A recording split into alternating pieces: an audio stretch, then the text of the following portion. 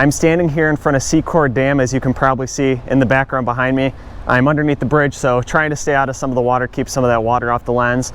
I just want to give a big thanks to everybody for subscribing, liking, and sharing these videos.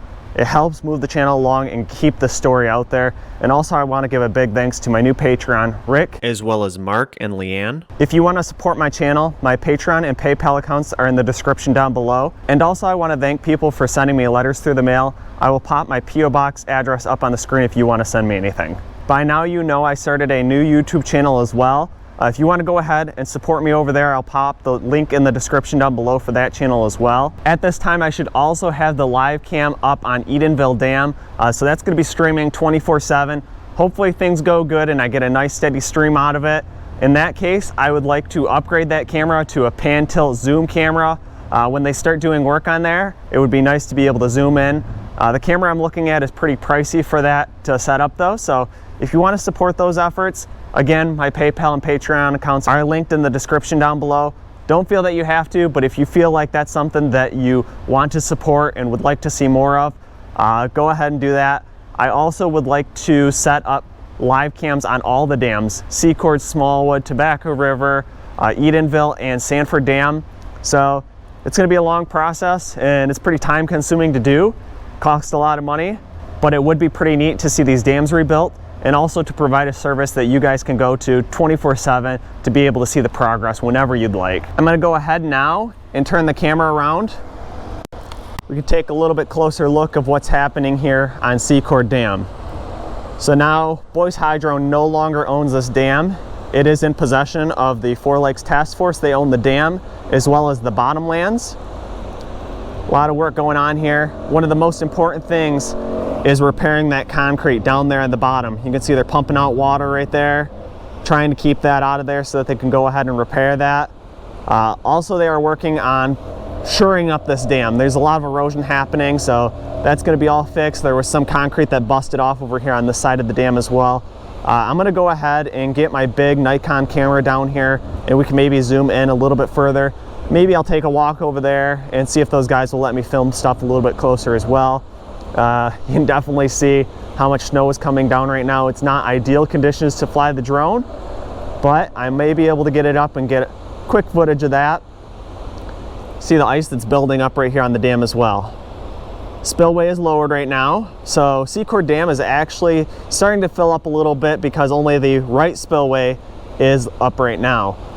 This is only for them to repair this concrete down here. After that is repaired, that spillway will also be raised back up and Secord Dam will start to lower again. Here's an aerial shot with the drone. You can see I'm flying upriver towards the north. And you can see there's not much ice in front of the dam here. This next shot here, you can see the tainter gates, and those gate chains are also going to be replaced. Some new shackles are going to be welded on there to lower and raise these gates. Now doing a pullback shot from in front of the dam, and you can see the construction workers there. The spillway gates on this dam are called tainter gates. Those are also going to be shored up this winter. There's going to be some safety equipment installed on this dam as well. Workers have to get down here and remove this ice that's building up during the winter time. It's not very safe to do that right now, so that will ensure the safety of those guys that are going to have to go do that this winter. This work is all supposed to be done by February, and of the $1 million budget that's being allocated to this dam, just these interim repairs is going to use up $500,000 of that. The rest of the repairs will be done in January of 2022 or before that time frame they're hoping to. That is when potentially this water level of Secord Lake will be raised again. These interim repairs are not made to raise that lake level. These interim repairs are only to shore up the dam for the spring runoff that we're going to have when all the snow melts and starts flowing down the Tittabawassee River. All right, I'm going to head out, go grab my drone or my Nikon camera, see if we can get a little bit better footage here. Before I hop on over and go fly my drone, I just wanted to go show a quick vantage point from the top of the dam. You can see that excavator's down there working on that concrete portion, that patch. I'm gonna head over there too, see if I can get some closer footage of that. But this is overlooking Secord Lake. It doesn't look like there's much more water in here than when I was here earlier this summer, and there probably isn't. This is a drone shot from earlier this year on July 30th. There's just a lot of land there over on the left-hand side of the screen. This is right where I'm standing in front of in the next shot with the GoPro.